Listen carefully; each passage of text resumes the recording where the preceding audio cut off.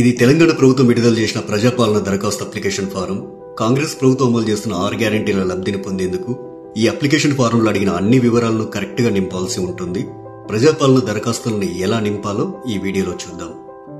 ఈ దరఖాస్తు సంఖ్యను ప్రభుత్వం వారు చూసుకుంటారు. మీరు దీంట్లో ఏం రాయకండి. కుటుంబ వివరాల కింద మీరు కొన్ని వివరాలు రాయాల్సి ఉంటుంది. ఇక్కడ మీ పూర్తి పేరు రాయండి. ఇక్కడ ఇంటి యజమాని స్త్రీ అయితే స్త్రీ అని టిక్ చేయండి, పురుషుడైతే పురుషుడి దగ్గర టిక్ చేయండి, ఇతరులైతే ఇతరుల దగ్గర టిక్ చేయండి. మీరు ఏ సామాజిక వర్గానికి చెందినవారో ఇక్కడ టిక్ చేయండి.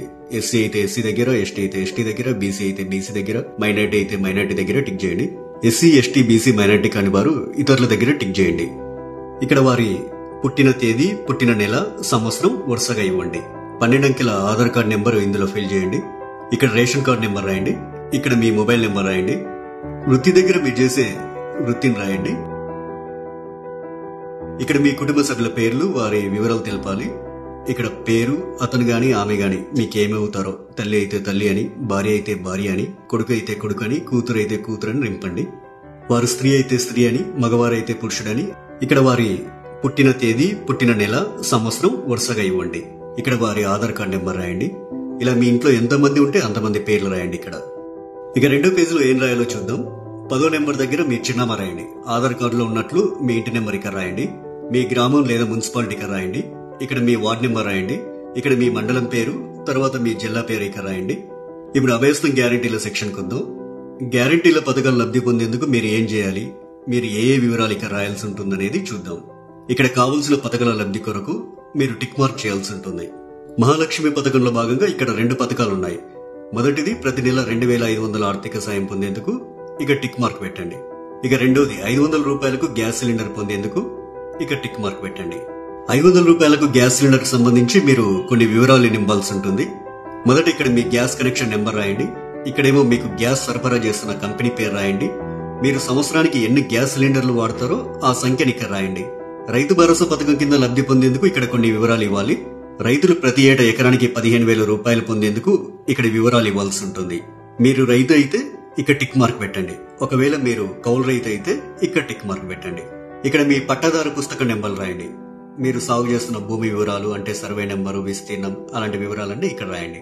మీరు వ్యవసాయ కూలీలైతే ఏటా ఇచ్చే 12,000 రూపాయల కోసం ఇక్కడ టిక్ మార్క్ చేయండి. ఇక్కడ మీ ఉపాధి హామీ కార్డు నెంబర్ రాయండి. మరో గ్యారంటీ ఇంద్రమ్మ ఇండ్లు పథకం లబ్ధి కొరకు ఇక్కడ కొన్ని వివరాలు ఇవ్వాల్సి ఉంటుంది. ఇల్లు లేని అర్హులైన కుటుంబం వాళ్ళు ఈ వివరాలు ఇవ్వాలి. ఇంటి నిర్మాణం కోసం ఆర్థిక సాయం పొందేందుకు ఇక టిక్ మార్క్ చేయండి.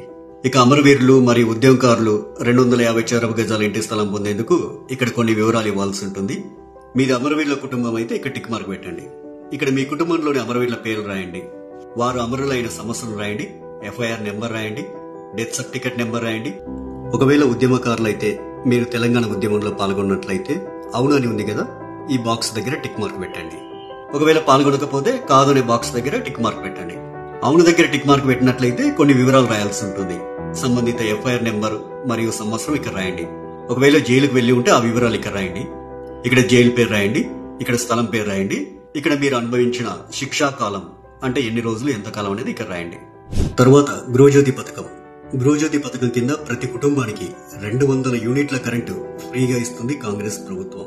ప్రతి నెల దాదాపు మీరు ఎన్ని యూనిట్ల కరెంటు వాడతారో ఆ వివరాలు ఇక్కడ ఇవ్వాల్సి ఉంటుంది. 100 యూనిట్ల వరకు వినియోగిస్తే ఇక్కడ టిక్ చేయండి. 100 నుండి 200 యూనిట్ల వరకు వినియోగిస్తే ఇక్కడ టిక్ మార్క్ చేయండి. 200 యూనిట్ల కంటే ఎక్కువగా ఉపయోగిస్తే ఇక్కడ టిక్ చేయండి. మీ మీటర్ నెంబర్ను ఇందులో రాయండి. చేయూత పథకం. ప్రతి నెల చేయూత పథకం కింద వృద్ధులకు 4,000 రూపాయలు, దివ్యాంగులకు 6,000 రూపాయలు ప్రభుత్వం ఇస్తుంది. మిమ్మల్ని దివ్యాంగులుగా గుర్తిస్తూ ప్రభుత్వం మీకు ఇచ్చిన సదరం సర్టిఫికేట్ నెంబర్ ఇక్కడ రాయండి. మిగతా వారు వృద్ధులైతే ఇక్కడ, గీతా కార్మికులైతే ఇక్కడ, డయాలిసిస్ బాధితులైతే ఇక్కడ, బీడీ కార్మికుల జీవన భృతి పొందే వాళ్ళైతే ఇక్కడ, ఒంటరి మహిళా జీవన భృతి పొందాలనుకునే వారు ఇక్కడ, వితంతు పెన్షన్ కోసం ఇక్కడ టిక్ మార్క్ చేయండి. చేనేత కార్మికులైతే ఇక్కడ టిక్ మార్క్ చేయండి. ఎయిడ్స్ వ్యాధిగ్రస్తులైతే ఇక్కడ టిక్ మార్క్ చేయండి. పైలేరియా బాధితులు ఇక్కడ టిక్ మార్క్ చేయండి. బీడీ టేకేదర్ జీవన భృతి వాళ్ళు ఇక్కడ టిక్ మార్క్ చేయండి. ఈ అప్లికేషన్ ఫామ్ కు మీ ఆధార్ కార్డ్ జిరాక్స్, తెల్ల రేషన్ కార్డ్ జిరాక్స్ కాపీని జత చేయాల్సి ఉంటుంది. ఇక్కడ మీ సంతకం, ఇక్కడ మీరు అప్లికేషన్ ఇచ్చిన తేదీ రాయండి. మీ ఊర్లో ప్రజాపాలన సదస్సులు పెట్టినప్పుడు ఈ అప్లికేషన్ ఫామ్ తీసుకెళ్లి వారికి ఇవ్వాలి. ఇక చివరిగా ప్రజాపాలన దరఖాస్తు రసీదు ఉంటుంది. ఇందులో మీ నుంచి దరఖాస్తు తీసుకునే అధికారి కొన్ని వివరాలు రాసిస్తారు. ఈ రసీదులో అధికారి దరఖాస్తు సంఖ్య రాస్తారు.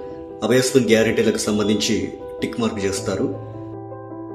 తదితర వివరాలన్నీ కూడా రాస్తారు. చివరగా అధికారి తన సంతకం చేసి మీకు రసీదునిస్తారు.